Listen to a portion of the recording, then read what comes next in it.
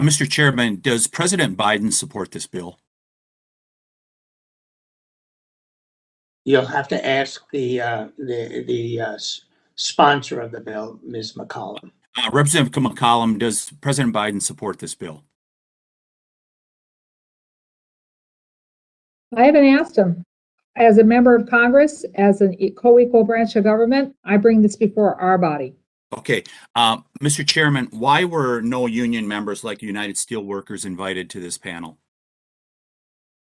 I think the Republicans had an opportunity and the minority witness to have invited. But the majority had the opportunity to invite somebody like this also. Why didn't you? I think the same reason the Republicans didn't. Mr. Tidwell, so where are those better places to mine? Well, I look at the operating mines we have in Utah and in Arizona where we're mining copper today. And then also the proposed mines in Arizona. How about Resolution Copper? Is that a good place to be mining?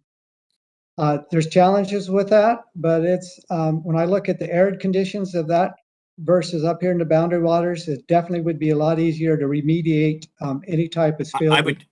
Yeah, thank you, Mr. Tidwell. I would relate to this panel that Mr. Tidwell was the head of the United States Forest Service as it was going through about a 3 decades effort to shut down harvest on our national forests, including where I live in northern Wisconsin. And in the West, it's led to the massive, in part led to the massive forest fires that we've had out there as a result of irresponsible land management. Mr. Paragas, you said it's never been done to operate a proper mine, a non-polluting mine. Are you familiar with the Flambeau mine in Ladysmith, Wisconsin? Yes, I am. It's a very small mine. It was closed down 10 or more years ago. It still pollutes the watershed, but not to the point that it exceeds Wisconsin standards.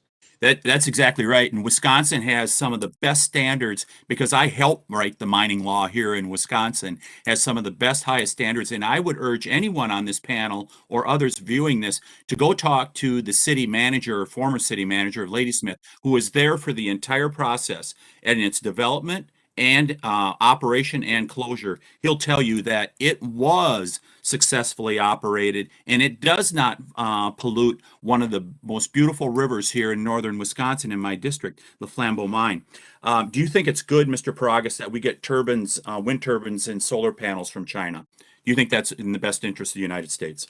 I think it's a competitive market, sir, and there's going to be people who are shopping around and buying from the lowest price source.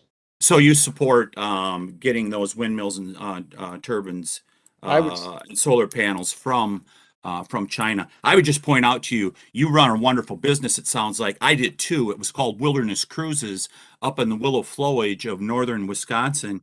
And without industrial businesses like the paper industry in northern Wisconsin, we would not have had we would not had a viable operating business. And I would say to you, because I did thorough review of the customers that we had, we needed to make sure that we had good operating businesses. Ms. Ruel, if you knew slave labor produces turbines, those wind turbines and solar panels that everybody's talking about, would you support getting them from China? If you knew slave labor produces those, Ms. Ruel. I would never support slave labor, but that doesn't mean that we need to sacrifice our land here. So anyhow, if it's a choice between producing it here in northern Minnesota or getting it via slave labor from China, what would your choice be? I don't think it's relevant to be debating whether slave labor is a good thing and pollution of this place is a good thing either, because there are other options excluding those two.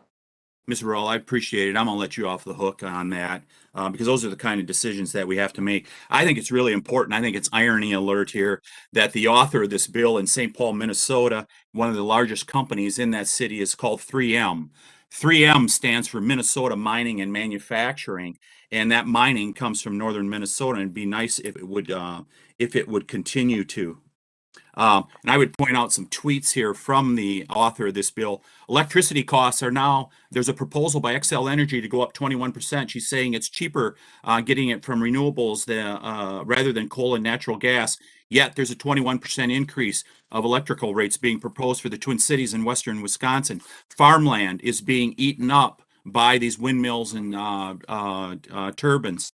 And then also, regards to national security, I would point to January 20th of 2021. She talks about the invasion of Ukraine. That's the day that Vladimir Putin knew he could be the aggressor in Ukraine, when America decided it was not going to be energy independent. This is all about job security, economic security, and national security. And if we choose not to mine with our resources, utilize our natural resources in the United States of America, you can expect to see an America in decline we see now with President Biden. I yield back, Mr.